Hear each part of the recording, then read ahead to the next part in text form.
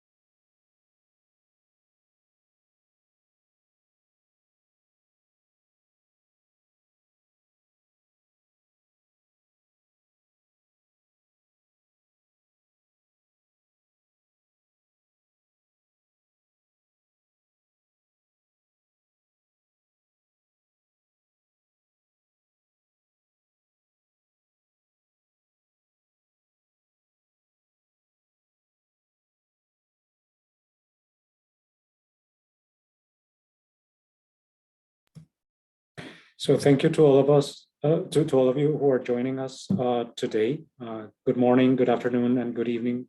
We have people joining from all over the world to this very first joint MAPS PEFA webinar. We have put a lot of effort at both secretariats to have a fruitful event, which will give a lot of insight into how the tools interlink, what's their use, and with a really practical case, how could a country use the tools to reform and improve both public financial management and their procurement system. So we will now see complementarities of MAPS and the PEFA tools. First, I'd like to start with some rules. This meeting is being recorded. So we will also share later the recording on our resources webpage. This event is also with interpretation, English and French. We will have one of our presenters present in French today. So I invite you to get familiar right now. You will see on the bottom of your screen, there's a small icon for interpretation. You can switch it on and off for English and French. And this will, again, will be useful for one of the presenters from the PEFA Secretariat, which will address us in French. Please do submit your questions. We want this to be as interactive as possible. We want for you to participate, to ask questions, to let us know any comments you have. So you can use the chat function, and you can also tag using the hashtag MAPS PEFA on social media. So with that, I would like to give the floor to Ms. Erika Gerritsen, Acting Director for Sustainable Finance, Investment and Jobs, Economy that Works for the People at DG INPA, European Commission. The floor is yours, Erika. Thank you for being with us. Thank you very much, Nicolas, for this introductory word and for the opportunity to be here with you today. It is really a great pleasure for me to open this joint MAPS PEFA webinar, and I would really like to warmly thank both the MAPS and the PEFA secretariats and your teams for organizing this event today. This initiative, indeed, of the two secretariats to organize this joint webinar is really welcome, because it will show the complementarity of these two diagnostic tools, public finance management with PEFA, public procurement with MAPS, which we consider is absolutely undeniable. And I'm really looking forward, and I think it's really positive that we have the opportunity to hear the experience from Zambia, where the use of these tools has been tested, and the complementarity of these tools has been tested. So really interesting program looking forward. From the European Commission's perspective, we really strongly support this complementarity. We have been supporting actually both the projects, the PEFA and the MAPS from their beginning. And we are also supporting the role of the secretariats as well as in their quality controllers role. So for us, as initial supporters of both PEFA and MAPS, really a big pleasure for me to be here today, and thanks again for this initiative. Actually, the PEFA is celebrating its 20th anniversary this year, and so there are many events that are taking place, and that's really positive. We are really proud to have been part of this success story. With a widely recognized methodology, an increasing number of country assessments, also subnational assessments. The secretariats of MAPS will soon celebrate its first anniversary, so it's a little bit younger, but we are convinced that it'll be such a similar success story, and that I hope maybe we will be together in 19 years to celebrate your 20th anniversary. So we will be talking about complementarity a lot today. Of course, the PEFA framework already provides a meaningful information on public procurements. It has indicators, specific indicators, which are looking into this dimension. But we do consider, and it is clearly understood that PEFA only gives a photography of the situation at a certain moment in time, while the MAPS diagnostic tool goes much further and digs in the procurement processes, providing details, underlying causes of weaknesses, as well as recommendations on reforms. And this is where we see PEFA and MAPS being complementary, specifically on the topic of procurement. For us, and as is obvious, and as we are working on in many countries, having a strong and effective public finance management system is absolutely a vital component for good governance. A PFM strategy underpins fiscal and macroeconomic stability and guides the allocation of public resources to national priorities. And it supports the efficient delivery of services, social services, for poverty reduction and for economic development. And it makes possible the transparency and the scrutiny of public funds. So we really see this PFM cycle at the core of the governance of the public governance, and at the core also of the social contract and the contract between the citizens and the government. So through public procurement more specifically, governments have an impact on the life of their citizens.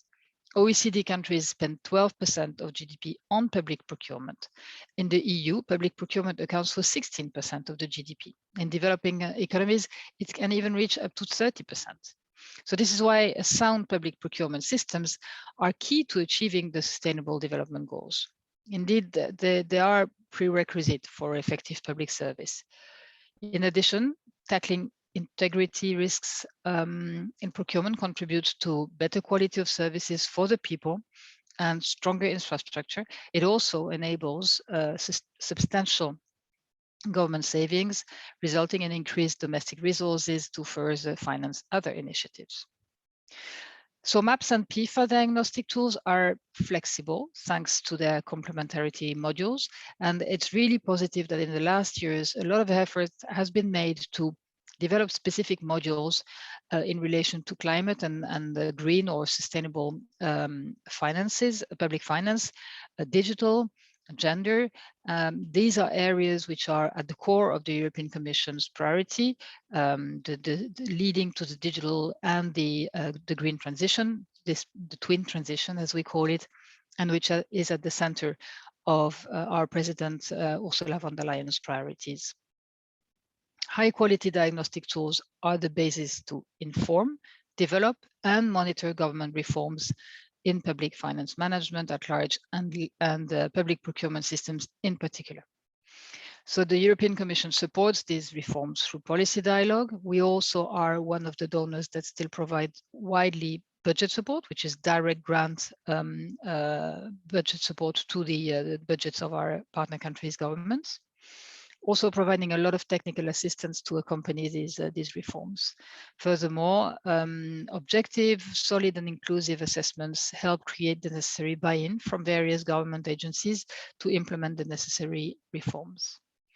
Also, quality diagnostic tools such as MAPS and PEFA help donor coordination to support reforms. And at the core of this donor coordination support, there is the real big importance of the country ownership. Reforms can only be successful if they are country owned, if the government is in the driving seat, and this is really when donors can help to the best. And this is why I'm really looking forward to hearing about the Zambia experience on how PEFA and MAPS helped in the Zambian government reform endeavor in these areas. I don't want to be longer. I think again there is a really rich agenda for today. Again, I really welcome the organization of this joint seminar, and would like to seize the opportunity to say happy birthday to PEFA, but also happy birthday to MAPS secretariats, and congratulations again for the event. And over to you. Thank you. Thank you, Erika. Big partners of us, of both initiatives, the European Commission. So now let's to start this exercise. I would like to invite Tia from the PEFA Secretariat to guide us a bit on a couple of polls we have to hear from the audience. So Tia, the floor is yours. Thank you so much, Erika, Nicola, and on behalf of PEFA Secretariat also, welcome everybody. So to start the discussion today, we would like to hear from you. What do you think about procurement challenges, and where do you think that we need more information on? You will see a poll pop-up window on your screen. There are 2 questions there. Please read the questions, but also choose the answers and then submit the right answers on the screen. So the first question, it is about which of these processes pose the biggest risks and challenges related to procurement. You see different options there about whether it's allocating, securing the budget, whether it's identifying and analyzing the market, whether it's selecting a vendor through competitive procedures, whether it's having the stakeholders engage in a meaningful way and addressing their complaints, and whether it's contract management, paying invoices, or whether it's then auditing and monitoring the whole process and its integrity. The second question is then more related to the frameworks that we're talking about today. As you heard, we have PEFA framework that looks at BFM systems, including procurement. And then we have the MAPS framework, particularly drilling down on procurement issues. Which of these same areas do you need more information on? Which areas that you would benefit having an assessment looking at the performance and how is it doing? So let's see, we'll keep it a few more minutes or a few more moments, and then we'll see what the results are. Interesting to see whether they are similar or whether they differ at all in the responses. There we are. Let's see.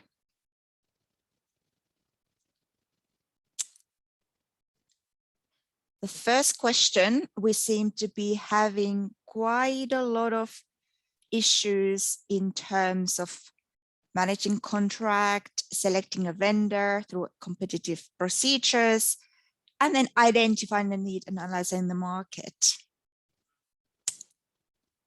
And then the second question, where do we need more information on? Again, it seems to be identifying the need, analyzing the market is quite high, and so is the contract management and auditing procedures. There we are. Okay.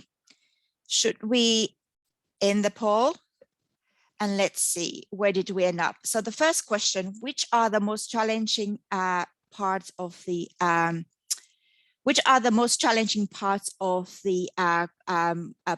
procurement procedures?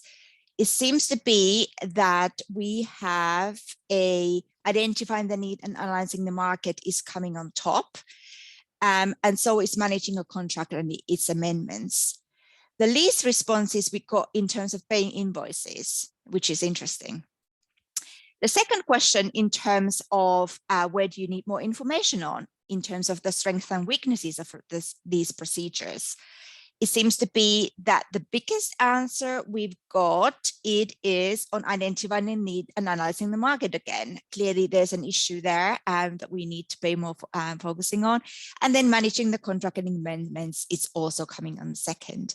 And the least responses we got again on paying invoices. So there you are. Let's see how we can address some of these questions and challenges in the presentations today. Thank you so much, everybody. And back to you, Nicola.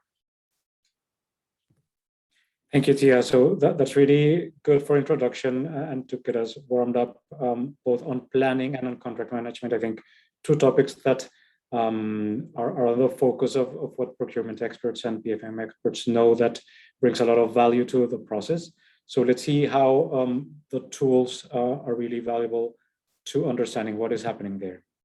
So right now, we will provide a brief overview of the PEFA and MAPS tools. And how they link together. So for that, I'd like to invite my colleague Jeppe Groth from the MAP Secretariat, who will be followed afterwards in French by Guillaume Brul from the MAP Secretariat. So Jeppe, the floor is yours to start us off with what the MAPS is and how it links to PEFA.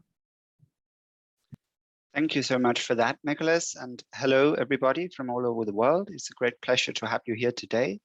It's a brief time we have together, so I'm going to dive straight into it and give you a little introduction to what MAPS is. I'm sure that there are many in the audience who already are familiar to a certain extent with the framework, but I want to touch upon the sort of the basics of it nonetheless for the benefit of everybody.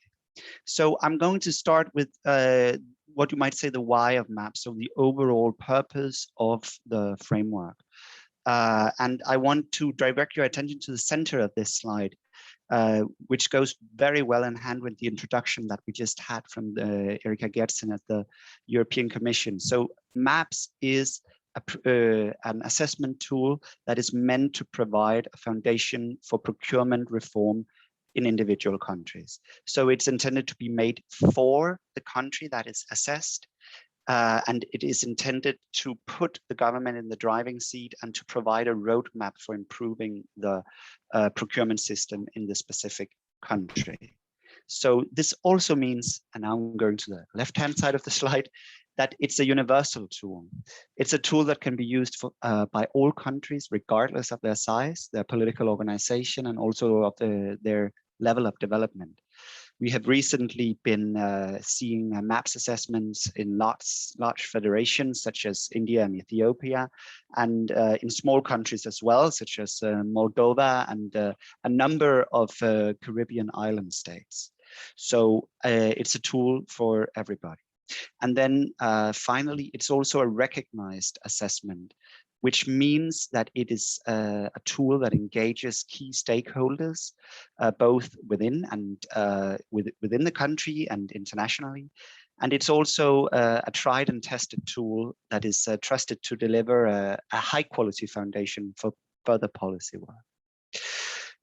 So those are the overall purposes of the framework, and I'll now go into a little bit more detail with the framework itself on the next slide. If I could get you. Yes, thank you, Nicholas. So MAPS consists overall of 4 pillars, which you can see here with the color code, 14 indicators, 55 sub-indicators, and 210 individual assessment criteria. And I should say just a brief note in the beginning that the number of indicators in the different pillars does not have anything to do with the relative importance. So each pillar is equal in its own right in the assessment framework. So pillar 1 has to do with the existing legal and regulatory framework. This is really sort of the black and white pillar, which is about the laws on the books, whether it covers the entire procurement cycle and all procurement areas, both goods, works, and services, and specialized legislation such as public-private partnerships and concessions. It's also where we look at whether or not the procurement is linked to international organizations and to sustainability goals. So that was pillar 1. Pillar 2 is about the institutional framework and the management capacity of the system. So this is really about the institutions. Are the responsibilities clear? Are they delegated properly? Is it supported sufficiently by a well-functioning information system? This is also where e-procurement is looked at, and digitalization of the entire system. And also, crucially, the management capacity. Is the procurement system properly staffed? Is the staff properly trained? How is professionalization going on in the country? And how is the system monitored? These would be the things that assessors would look at in pillar 2. And pillar 3 is where we come to some of the questions that we saw in the poll just now were being considered very important. So this is really the practical operational side of the procurement system. How do the things that we saw in pillars 1 and 2 operate in practice?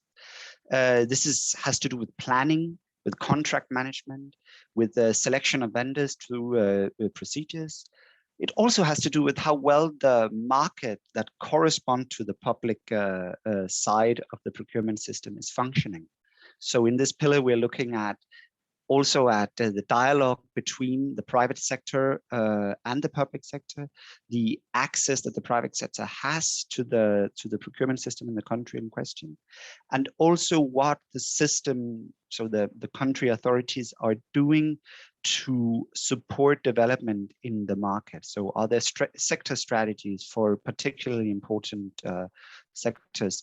Something that we have seen during the recent COVID crisis, of course, can be a very important and difficult part to manage.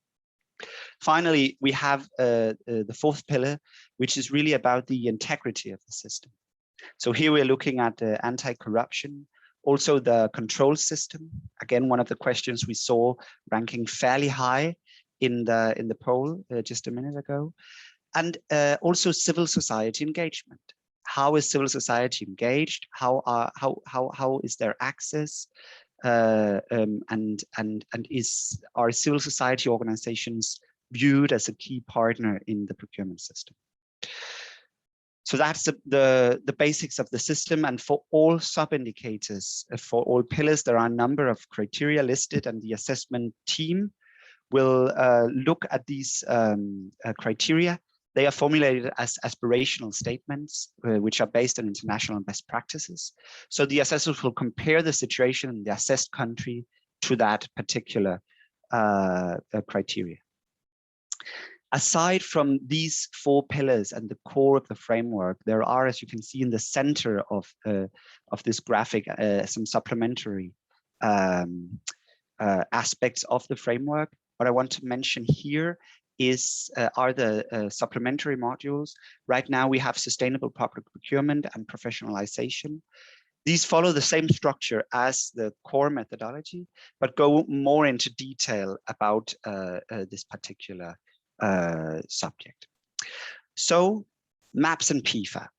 Of course, in the MAP Secretariat, and when we read MAP reports, we see how connected public financial management and public procurement systems are. And MAPS and PEFA are connected both in the general level, but also specifically. And I will get into the specifics in detail in just a second. So for the general reference, what we would fairly often see when looking at MAPS reports and MAPS assessment is that PEFA reports often constitute a part of the motivation for conducting a MAPS assessment. And as an example, recently in Ethiopia, a MAPS assessment was completed on the shoulders, as it were, of a previous PEFA evaluation in 2019, that had shown some deterioration on the procurement performance in the indicators related to that in the PEFA framework. So a MAPS assessment in that context can provide a more in-depth analysis of those shortcomings and also show the Ethiopian government how to address those shortcomings. So hopefully with both the MAPS assessment and the PEFA evaluation, next time a PEFA evaluation is done in Ethiopia, we should hopefully be able to see some performance improvement on the procurement indicators. So which indicators are we talking about? In the PEFA framework, the indicator 24 is concerned with procurement management. And many of MAPS indicators are directly aligned with dimensions under the PEFA indicator 24. You can see here the first two. This within the first pillar concerns the application and coverage of the legal and regulatory framework. And it really has to do in this context with public access to the information, which is also, as you can see, what is scored in the PEFA dimension. Similarly, when we look at the MAPS indicator 7A, which has to do with the extent to which the procurement system is supported by information technology, again, it has to do with the publication of various key documents within the procurement cycle, which is again something that's looked at in PEFA's indicator 24. And this goes on the next slide, as you can see, with more MAPS indicators aligned with PEFA's dimensions. I would like to highlight on the final slide a whole indicator where we go beyond the indicator 24 of the PEFA framework. And this has to do with the control system, where you can see on the right-hand side a number of PEFA indicators which are feeding into the MAPS sub-indicator 12A, which has to do with the control system and how it functions in the particular country. So as you can see, and as we very often see reading reports, information gathered in PEFA assessments or evaluations will very often feed into MAPS reports and will be used as a key information for a MAPS assessment. One difference is that MAPS does not provide a scoring in the same manner as PEFA does, and we will see how that scoring is playing out when I hand over the floor to Guillaume, and I'm going to do that now. But back to you, Nicolas. Thank you so much. Thank you, Jeppe, for a quick overview. Of course, because of time, we cannot dive deep into each of the topics. Just want to remember you that Guillaume will address us in French. So if you need interpretation, you can click on the small icon with a world and choose the channel that you prefer. Alors Guillaume, c'est à toi maintenant, merci. Merci beaucoup, Nicolas. Thank you very much, Nicolas, and also Jeppe for his introduction. So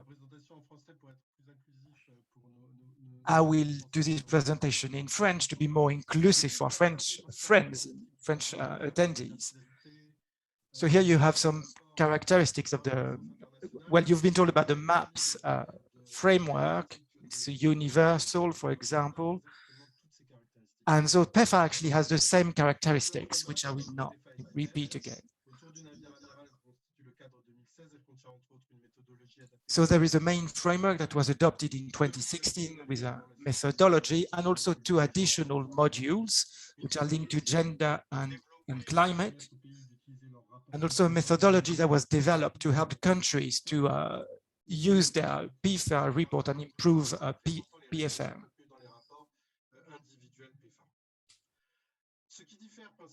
But what is different with PEFA is that it covers the whole public management, public finance management. And there are 7 pillars that you can see here.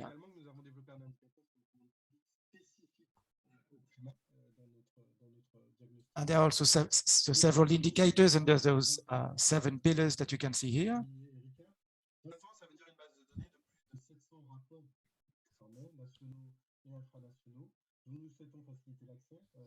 And so now we have a database to help our clients. And so we're going to give you some lesson that we have from this database of all the different PEFA reports that have been made in the past, and also what the trends are. So first, I will tell you about the dynamic, the trend over the last few years, from 2015 to 2021. And we have a database of 70 countries, which allow us to draw those trends. So among those 70 countries, well, 39 of them have improved their performance, and 31 have actually seen a drop in their performance or stagnation. So there are antagonistic movements sometimes within the same regions. And globally, we can see, for example, in Asia, that actually the performance has gone down in most countries.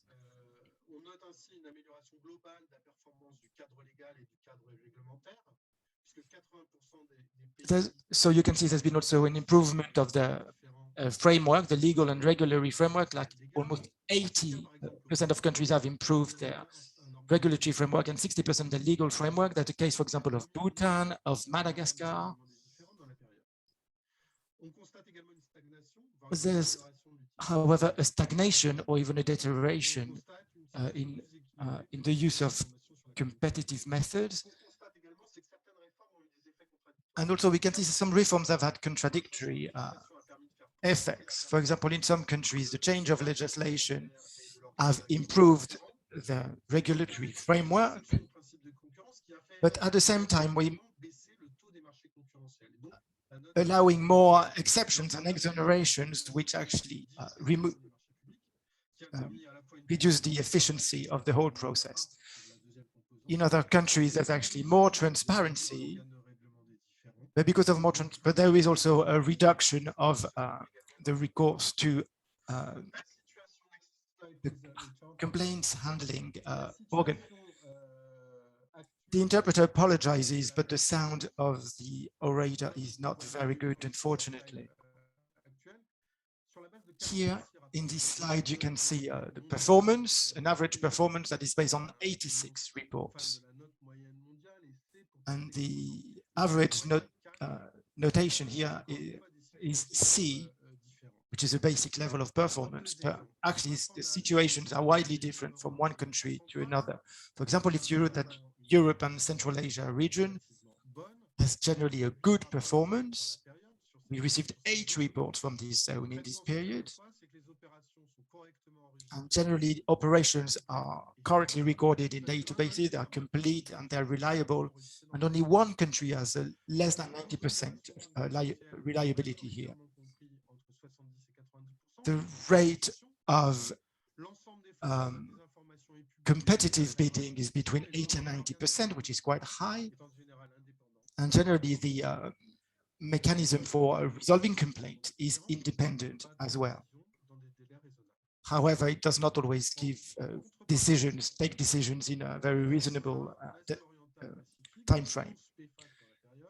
However, if you look at Asia Pacific, we received 11 reports from different countries, for example, Indonesia or some small Pacific Island countries.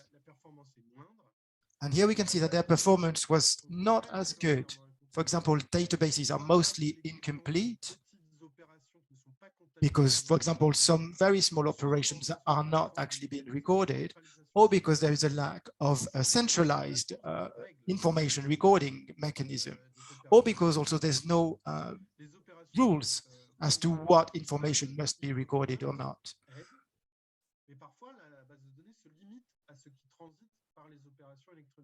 And sometimes also the database actually only reflects what is taken into account on e-procurement platforms, which actually limits the availability of information. The rate of competitive bidding is between 80 and 90%, but only for 5 countries. And for the other countries, we cannot actually know what the exact percentage is because the quality of data is not good enough. Generally, data on complaints and statistics generally are not very good. They are partially available. And finally, in 5 countries, the complaints handling mechanism is not independent. And in one of them, it's not even effective at all. And finally, I will make a link with the whole process of public finance management. And here on this slide, you can see there's a big problem with expense areas or expenditure areas, sorry. And even the best performing countries only have a notation of C. So generally, there's like this generalized payment areas for providers or vendors. And also this really limits the efficacy of the purchasing units. Also another element, there's a very strong weakness of internal and external audit functions.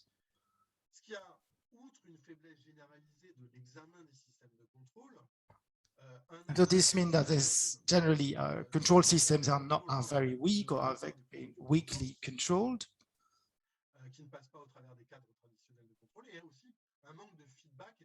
And there's also a lack of feedback and opportunity to improve systems generally, because there's not enough, there's not a good feedback system in place. So here you really have an opportunity to improve and develop audit so as to improve feedback on the finance management system itself.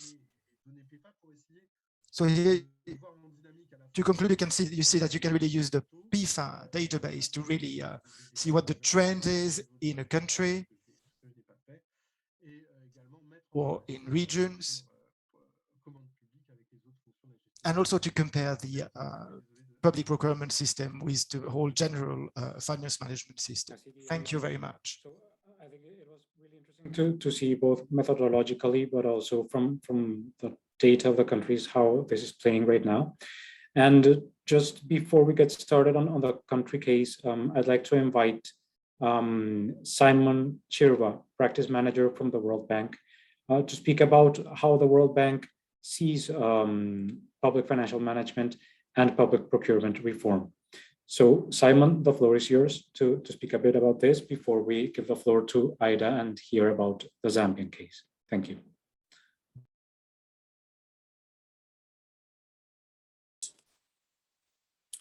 Good morning, good afternoon, and good evening, maybe even good night, wherever you are. First, like to say happy birthday to PEFA for the 20th anniversary. Also to thank the PEFA and MAP Secretariat for organizing this session. I think it's important that such collaboration where you organize such events, maybe at country level, would really help in harmonizing the two tools. So this should just be a start. I think we should try to do more of such events where we work together in planning both assessments. I will share my experience first, I think, from the bank's perspective on how we look at public procurement linking with PEFA, but also I will share my experience of carrying out this assessment in a number of countries, Zambia, Zimbabwe, Ethiopia, and India. And so what are the issues that we can work on to improve the interlinking of the two systems? I think let me start from data perspective. So one of the things that we know is that procurement, public procurement, is a large part of the GDP. We always say 10 to 30%, and in some countries we indicate it's about 50% of the annual budgets. But what is missing is that we do not have accurate data on how much public procurement is in each country. I think this is an area and a theme that will be playing out throughout this workshop in terms of public procurement. We need to find a way of accurately measuring public procurement. If we cannot measure public procurement, it's very difficult for senior officials in government to have interest in public procurement.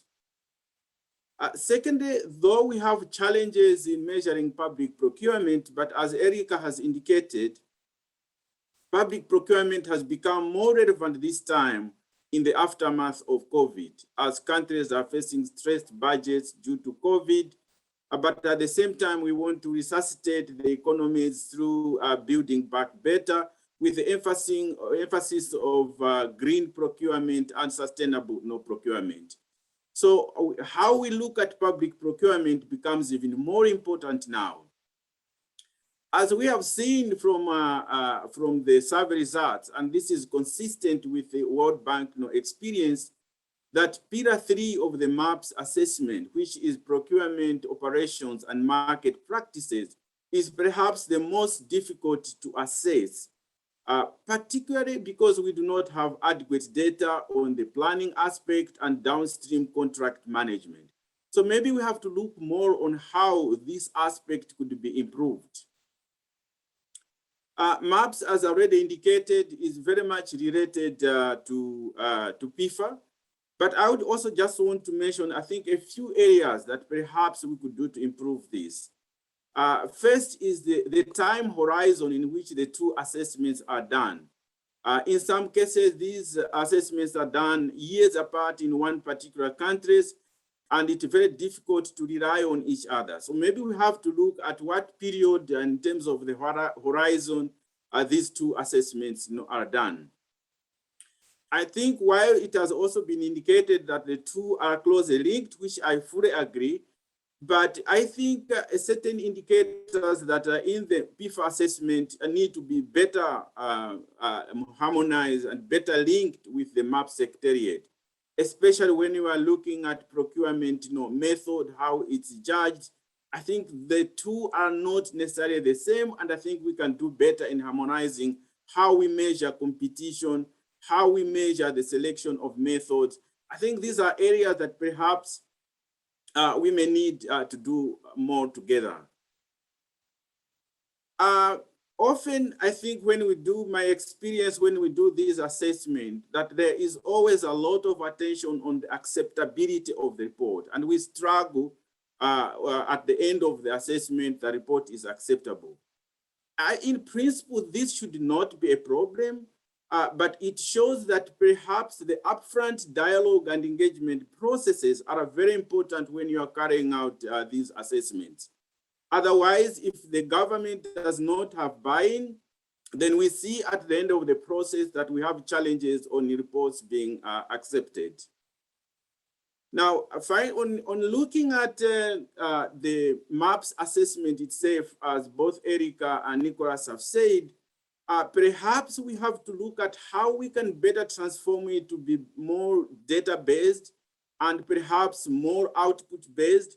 I think the current assessment is more compliance-based, which perhaps was good maybe 20 years ago when we are starting to build up rules and laws.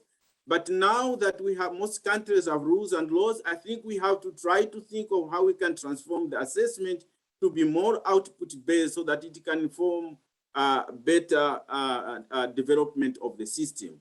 And this should be possible with the advent of e-procurement system where data is available. Finally, I just want to maybe to bring to the attention that these assessments are done, and it looks they are done very irregular, especially in case of a public procurement. So perhaps we need to have a discussion in terms of the periodicity and regularity of these assessment and how updates can be shared. The current situation which we have now is that in some countries, this assessment like MAPS assessment or equivalent of MAPS assessment was done almost 20 years ago, which is a lost opportunity in terms of continuously assessing how the systems are evolving. With those remarks, let me end here to end my 5 minutes of which I was given, and I would like to thank the organizers, and again to call that perhaps we could continue working better together to ensure that these two systems are done at the same time, and also to wish happy birthday again to the PEFA Secretariat. Thank you. Thank you, Simon. I think you raised very important points on how this work about harmonizing these tools and how these can be used in countries needs to further discussion. And I think this will always be the case of continuously improve both tools. So as we are a bit running out of time, I would now like to invite Ida from the Zambian Public Procurement Authority to provide us with an overview of how MAPS and PEFA worked in the Zambian context. And Ida, if you can be as concise as possible so that we can later have a bit of a discussion and tackle some of the questions that are already on the chat. So, Ida, the floor is yours to present on the Zambian case.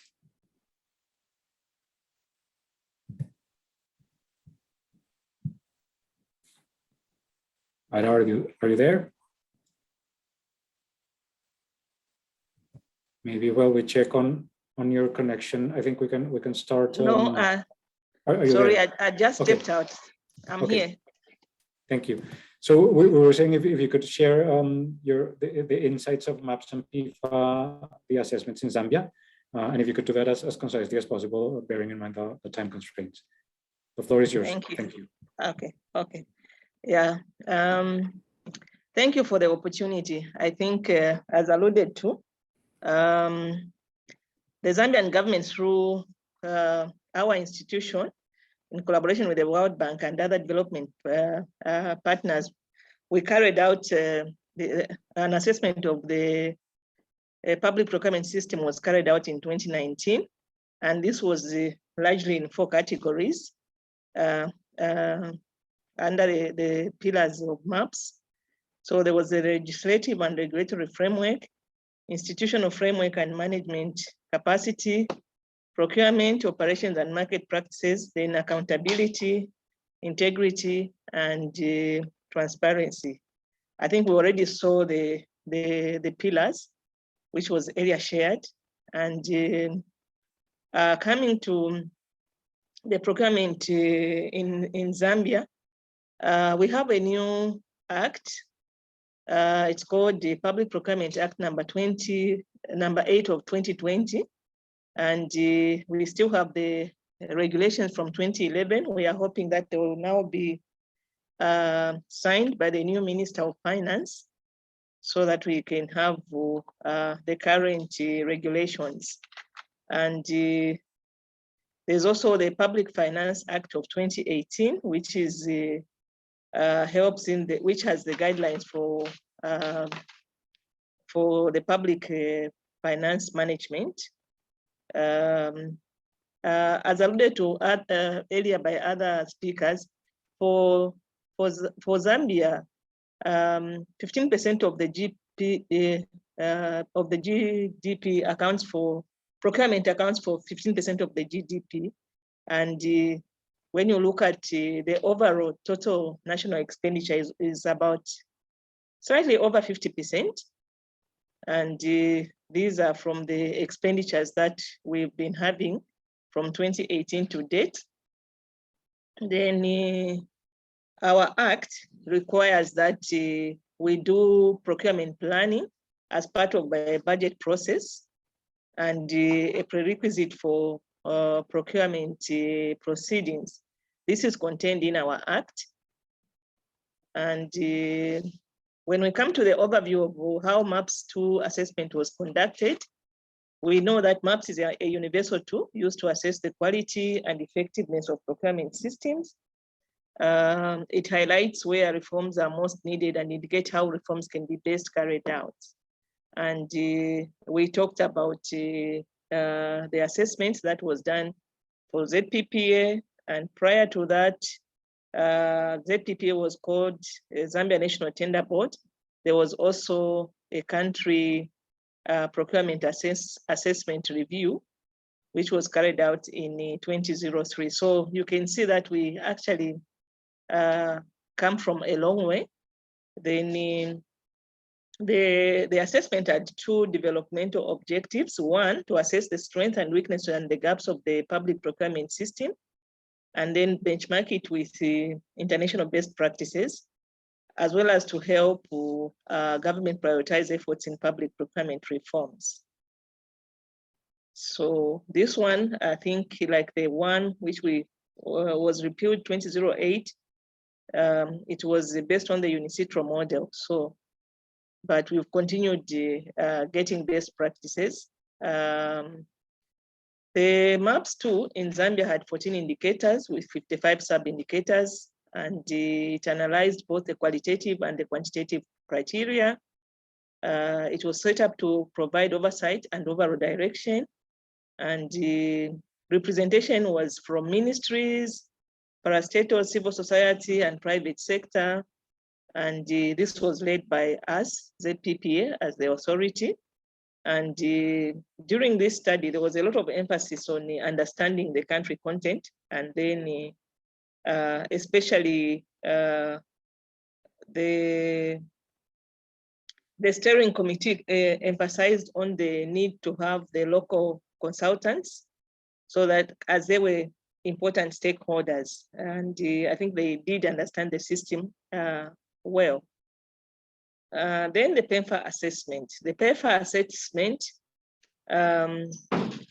was ZPPA participated under the PEFA, which was jointly carried out by the assessment team, and the officials were drawn from government as well as the World Bank, and this was in 2016. And the assessment was undertaken. The assessment was undertaken. Sorry, I forgot to switch on the video. Under the public financial management reform program, and of course it was a multi-donor fund, or comprising of UK, DFID, and KWF, that is under Germany. And the objective was to identify areas of strength or weaknesses in the government, and the financial management system. And it was a high-level joint donor committee. PEFA had assessments specifically which examined key aspects of procurement, like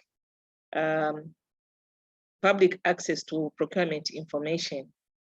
Then we had 3 key procurement information elements that were assessed. This was the regulatory framework, the bidding opportunities, as well as the contract awards. Can move to the next one. The review, PEFA review, the elements and the findings. As alluded to, under the 4 key elements that we assessed, the following was were the 4 key elements. There was the procurement monitoring, and here there was data was maintained manually due to the absence of an electronic system. Then procurement methods, competitive methods were used for over 70% of the procurement methods, and in our act, this is promoted so that there's a value for money. Public access to procurement information. Here, 3 key procurement elements were available. There was a regulatory framework, bidding opportunities, and contract awards. Then the 4th one was the procurement complaints management. And here it actually had to do more with the appeal process system. and the score was C+. The conclusion was that the database for procurement information is needed to enhance monitoring capability. More consistent arrangements are needed for procurement planning, and then the dispute resolution and the avail procurement statistics. So we see that here the grade was kind of low.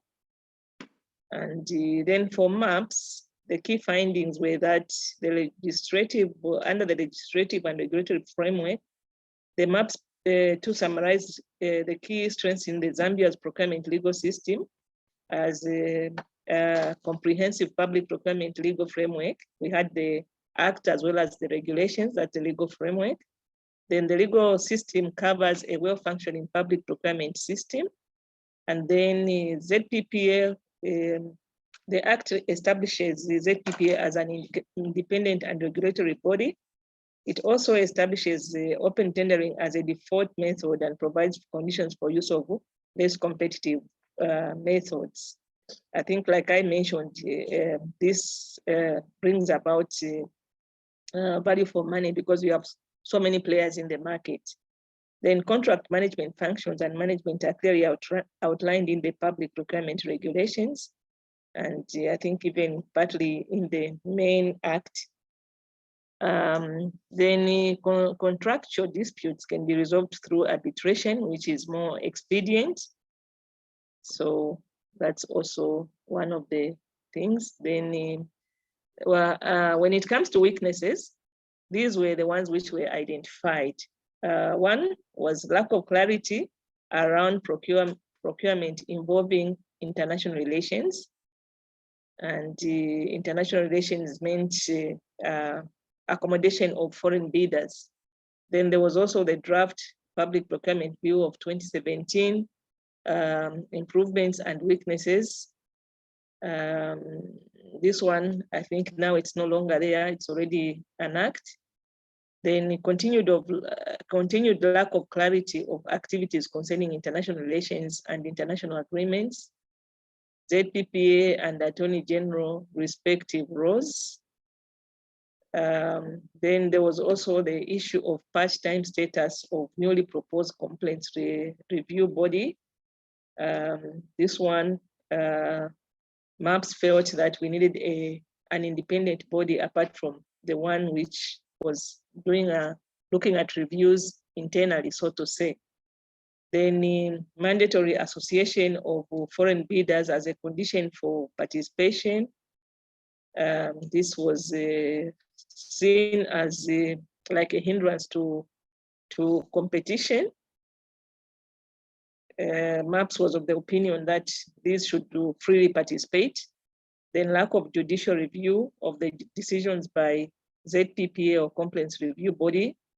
Like I mentioned, this one, because the appeals are done internally, there was that expression that there was a lack of judicial review. But of course, it goes to arbitration for those who are not satisfied.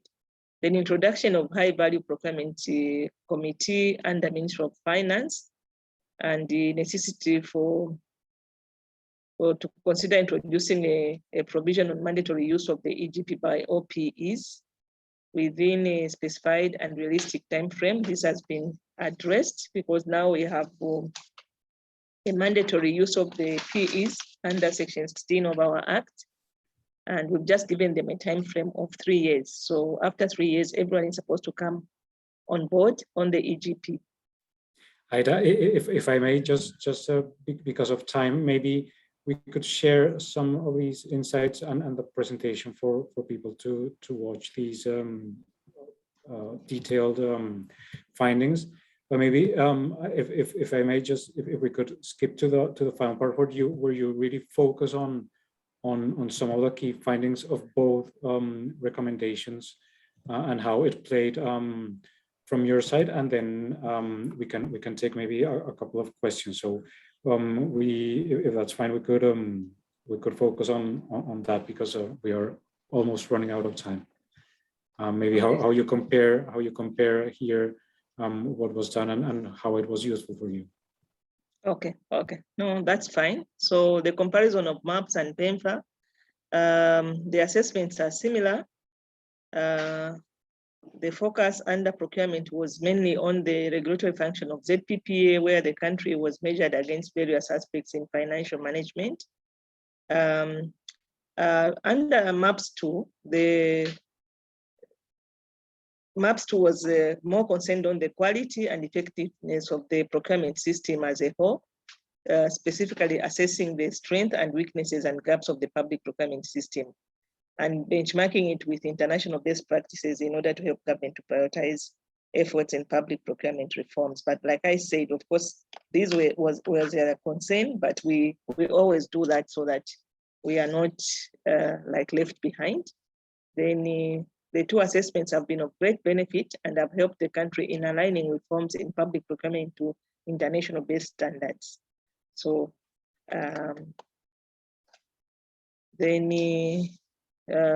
like I mentioned, we now have the new act in place, and we have implemented some of the MAPS recommendations. The concept of international procurement agreements has been clarified in our act. Then also the diffusion of institutional setup and procurement responsibilities. This one, it was a question of auditors, internal auditors being part of the evaluation committees, but they are just there as observers. And this is clearly stated. Then the mandatory use of the EGP, I've already alluded to it. It's under section 16 of our act. Then the act also has provided for stakeholder engagement, which will facilitate feedback, detection of violation of the act, and contract performance, among other things. So thank you, Nicholas. Thank you very much, Aida. As said, we will share these resources, and it was really interesting to understand, actually, from your last slide, how this was put into reform, how a diagnose can really serve for reform purposes. And I think that has been the main topic of what we have discussed today. We started off understanding how planning and contract management are key elements, and the audience actually reflected a bit on that, of the procurement process and of public financial management. And I think we saw also from your presentation how we can actually tackle some of the issues that are found through these two diagnose tools. Maybe if we can just take a couple of questions, and very briefly, if I can ask Guillaume and Yepe, what should a country do if they want to get started with a MAPS or with a PEFA report?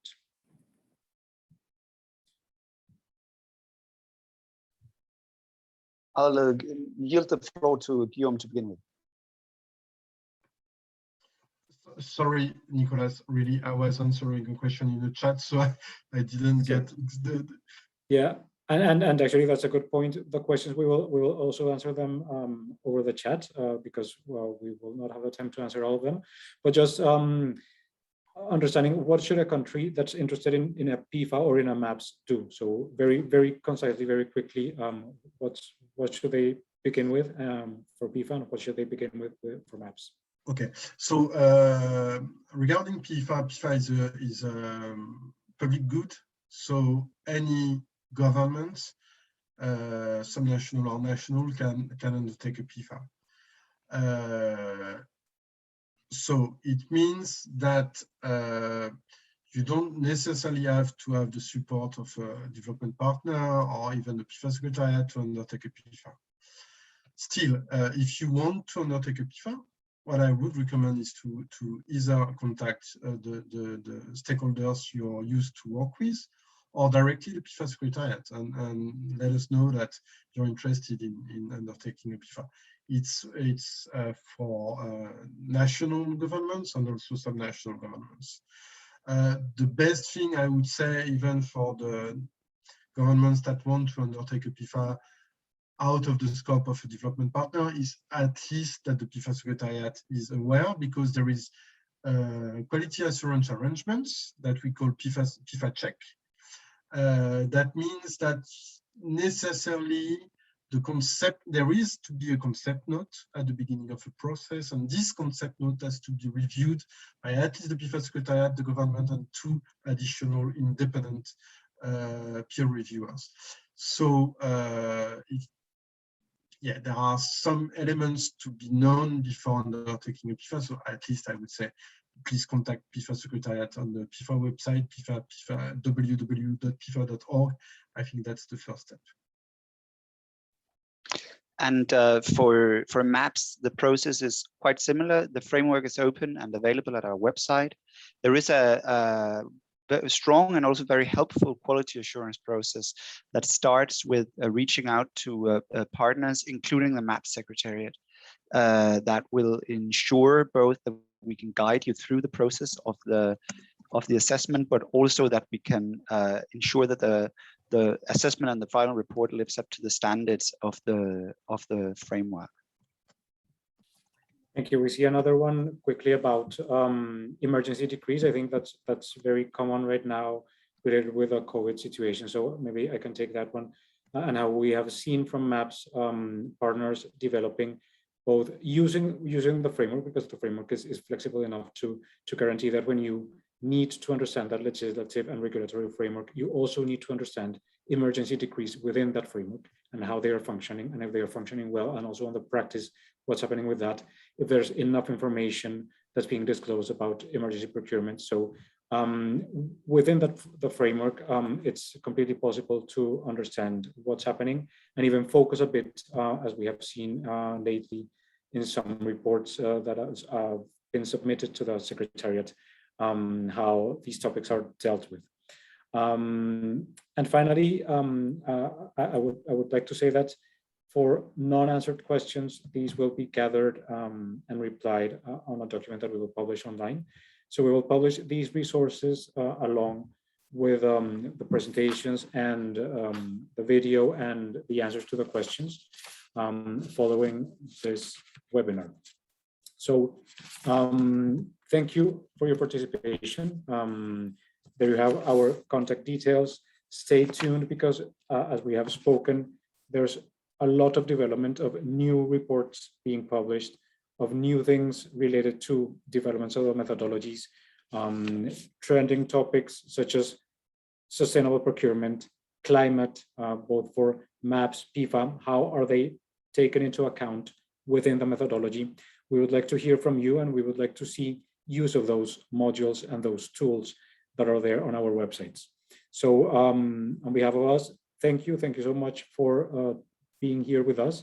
Thank you to our partners, the European Commission, but also the rest of the partners, many of those which contribute both to the PEFA and the MAPS initiative, because without you, this would not be possible.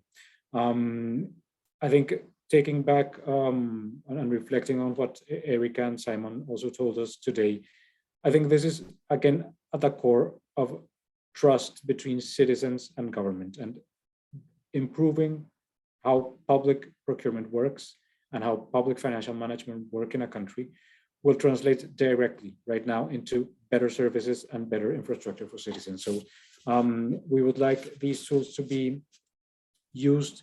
I think there's a lot of possible discussion on how to better integrate them in terms of the time horizons, in terms of the periodicity, as Simon was saying. But we would, of course, like to see more use. We would like to see countries undertaking both assessments, and how practitioners can really let us know how the tools are being used for reform in specific countries. For that, I think country cases such as the one we heard in Zambia are very relevant, and we would like to hear more examples from you. So please do share with us and let us know any questions you have. You have there our contact details, and hope to see you soon in another event, be it jointly or from one or the other secretariat. So thank you, and thank you to the team that organized this. With this, we will stop the webinar. Merci à tous et à toutes. Au revoir.